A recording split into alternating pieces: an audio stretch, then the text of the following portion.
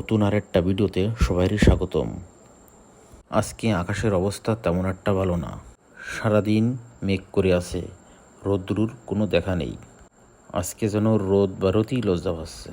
তারপরেও যেহেতু ভিডিও বানানো লাগবে, তাই বাড়িতে আমরা বারোই পড়েছি সকাল সকাল।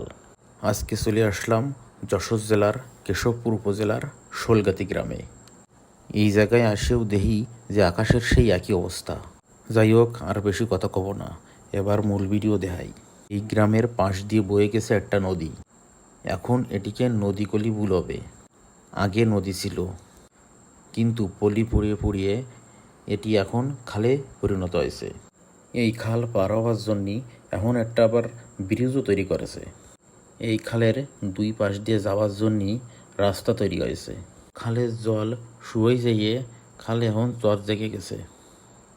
আগেও এই খালে জল কানায় কানায় ছিল। খালের দুই পাশ দিয়ে রাস্তা আর মানুষের ঘের আছে।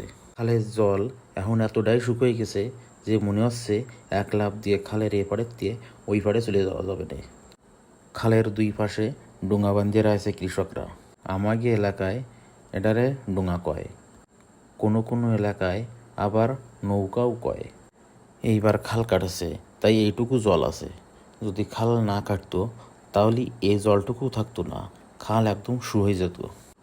খালের জল শুকিয়ে গেলেও এখনও মাছ ধরার মতন হয়নি। আর একটু শুকিয়ে গেলেই মানুষ দল বাঁধিয়ে মাছ ধরতে আসবে না এই খালে। খালের দুই পাশে বান্ধাল দিয়ে ছেঁচে ছেঁচে মাছ ধরবে। আমাকে এলাকায় এই ডোঙাগুলো বেশি দেওয়া যায়। আবার কিছু কিছু মানুষ তালের ডোঙাও চড়ে। আমাকে এলাকায় তো ডোঙা কয়, তোমাকে এলাকায় কি কয় কমেন্ট করে জানাও। কেউ একজন তার ডোঙা ডাঙায় তুলে রয়েছে, ডাঙায় তুলে আলকাতরা তেল এসব দিচ্ছে, যাতে জলের কারণে ডোঙা কম নষ্ট হয়। সামনে আবার কেউ কোমর দিয়ে রাখছে।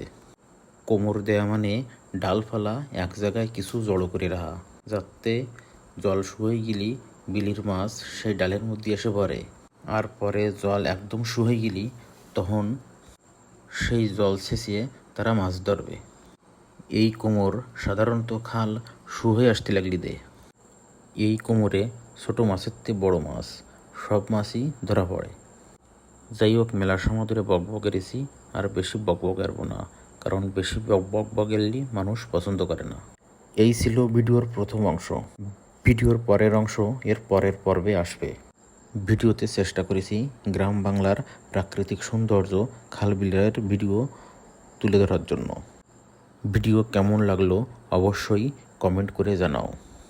কমেন্ট করলেই নতুন নতুন ভিডিও তৈরি করতে আগ্রহ জাগে।